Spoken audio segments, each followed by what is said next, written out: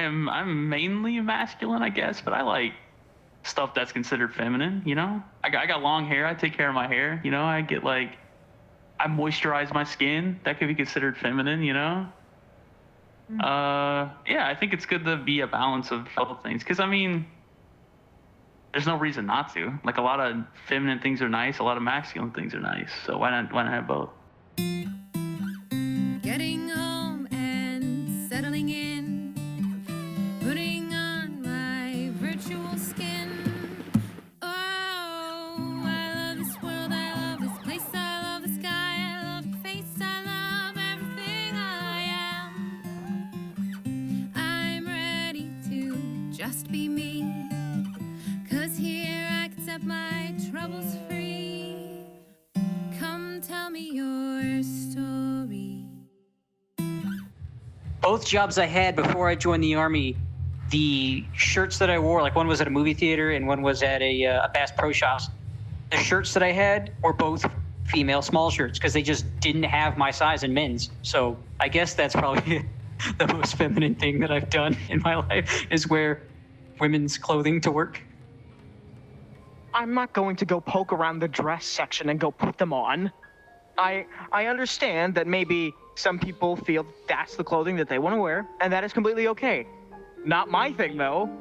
I'm not one for fashion, so I don't really look what's trendy. I get simple jeans, I get simple underwear, simple shirts. That's it. That's all that I need. And those are kind of gender-neutral clothes, because anybody can wear those. People who are born female, we are expected to wear these either onesuits or bikinis, but I don't find those comfortable at all. And I would much rather wear, I would honestly wear those full scuba suits wearing You should look into aerobic singlets then.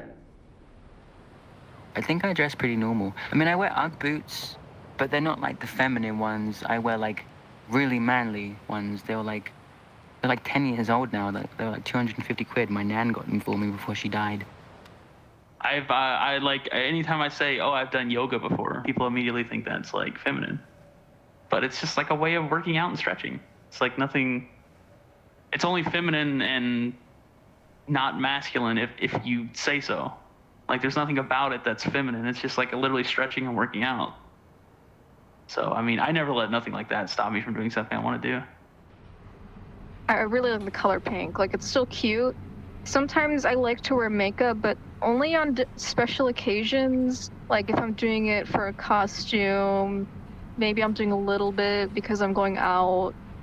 Or I just like wearing it because I got something that looks really nice and it's a really good color. But other than that, I prefer to present in a more masculine manner because I feel like that's the most comfortable for me, because I'm definitely not the one to hang around other girls.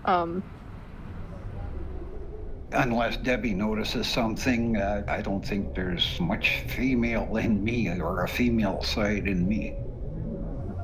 Definitely not. Personally, I don't like to define myself by either masculine or feminine because, to me, the terms don't really, define me wholly, either of them. I'm not fully masculine, and I'm not fully feminine. And so I just choose to ignore the existence of the terms. I don't place myself on the scale. I sort of just say I'm outside of it, and it doesn't really matter. I don't try to define myself as outside of it either. I just don't think about it. For the longest time, for as long as I can remember, I have actively pushed against labels. Since I was little, there was a year I just decided that I hated pink and purple because those were girl colors. And that was ridiculous. And I was 9. And I had just gotten a pink and purple bike the year before, and no. But I think I've been incredibly conscientious of not trying to label anyone. And I do my best to not make assumptions, and I just ask if I feel comfortable asking. And if I don't feel comfortable asking, I shouldn't be asking anyhow. I genuinely have gender dysphoria. And for a little bit, I would I used to think I was gender fluid, but after that I just kind of moved on and said, okay, well, I think I feel better using he, him pronouns. And from there, it's been like I've felt so comfortable in my body.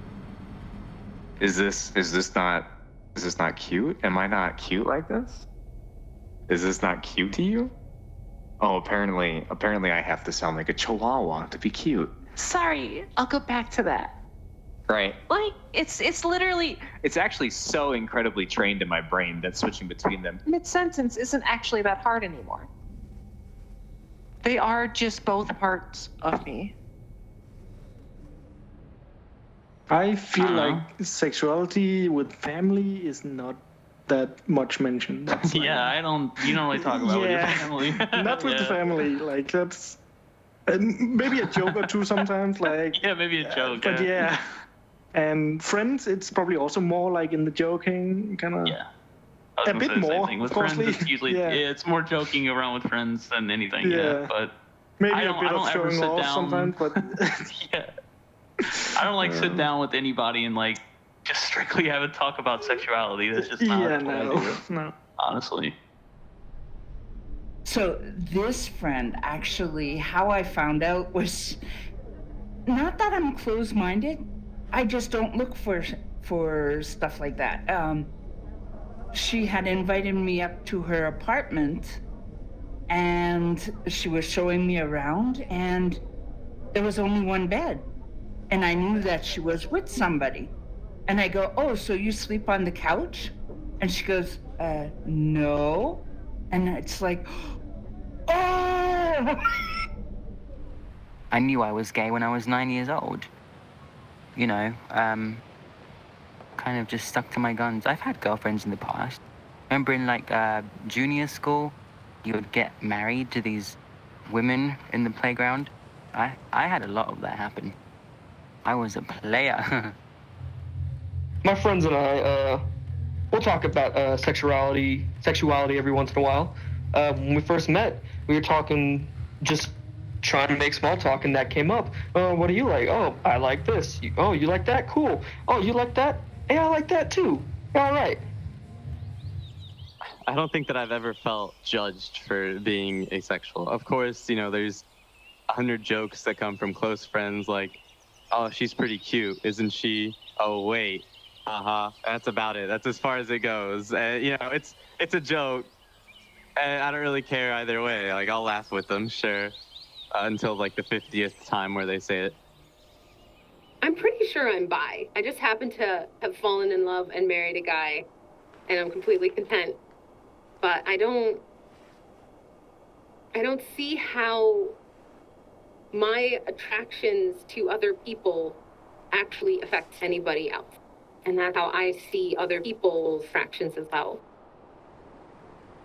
I think I would say to myself as a younger person who knew what they were, not to be scared. Because as cliche as it is and as stereotypical, every single person on the planet says it who's in this position, it gets better. It really does get better. Like, I think the true coming out has to be to yourself. I wish and hope that everyone can look at the life, the people around them in the most self-aware and neutral mind as possible, to understand who they are, what they are, and just accept it. Because in the end, we are all humans, and it doesn't matter what our skin color is, what gender we identify as.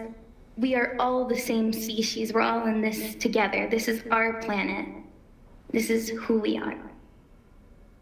But I mean, Flix is a fox, so.